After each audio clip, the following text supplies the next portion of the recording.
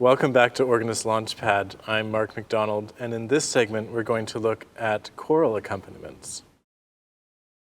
There are two types of choral accompaniments in the Anglican repertoire. There's those that are completely written out, and then there are those that are left up to the discretion of the organist, or sometimes it's a mixture of the two. Figured bass, when we have just a bass line and number figures to show us what goes on top, that's an example of a discretionary accompaniment where we actually make up the accompaniment as we go. In most choral settings of things like masses, canticles, anthems, these are written out accompaniments where we actually have the whole musical text in front of us to interpret, and oftentimes these even come with things like organ registration, like which manuals to play on, or what stops would be preferred. So let's start with these written out accompaniments. Organ registrations in a written out accompaniment, particularly from this Anglican tradition where they're thinking about the swell and the grate as the primary keyboards that we play on, there will often be very specific indications. And we can take most of these indications quite literally.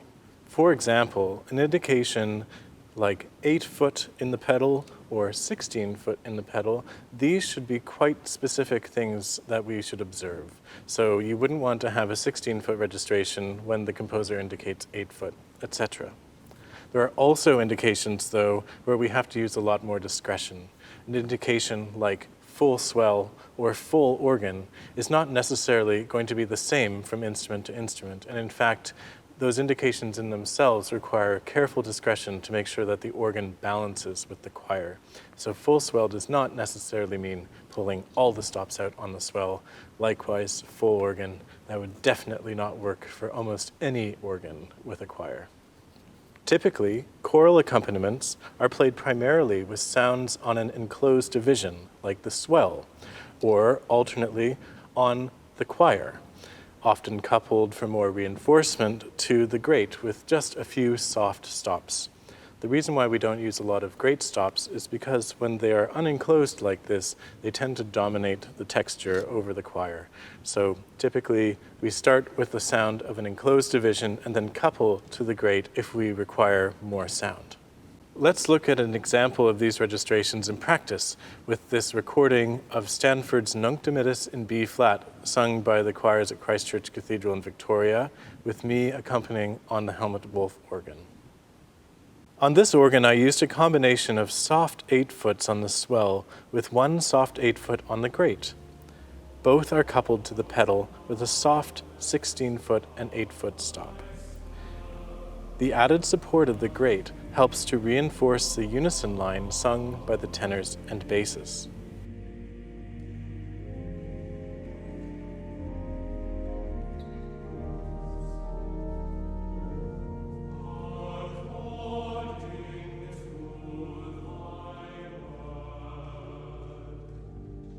At measure 123, I add a 4-foot flute to the swell to begin to build up towards the eventual crescendo later on. The swell expression pedal is used for the marked crescendos and diminuendos.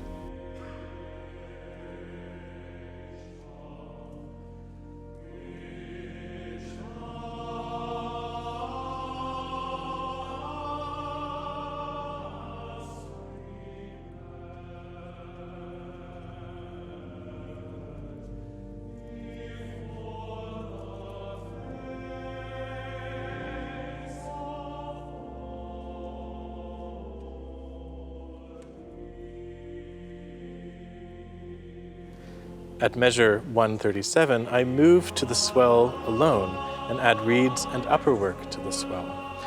The box starts closed and opens towards the fortissimo in 141. When moving to the grate and adding to both divisions, including the pedal 32-foot Borden, I make sure the box is closed so that the next bump is not overpowering. Even though it's fortissimo, the organ stays well out of the way of the choir, which creates the excitement of the crescendo and the eventual gradual diminuendo in measure 154.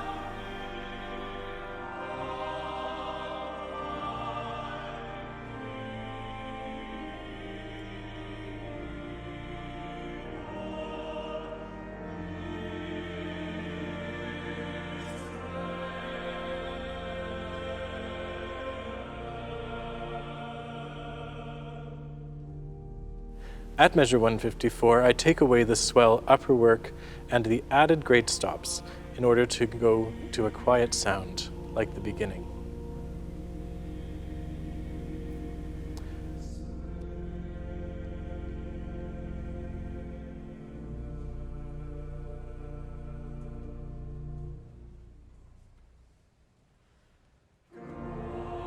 For the Gloria at 161, I stay on the great, but add to the swell up to the oboe with some upper work.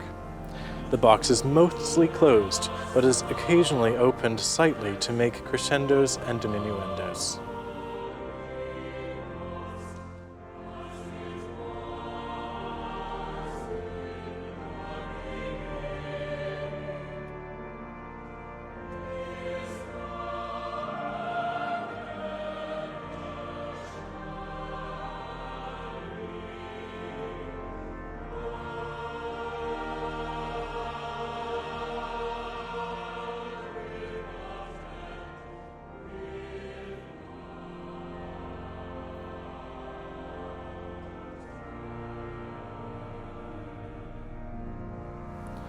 At 185, with the box fully closed, I add to the swell to give the full swell effect, as indicated.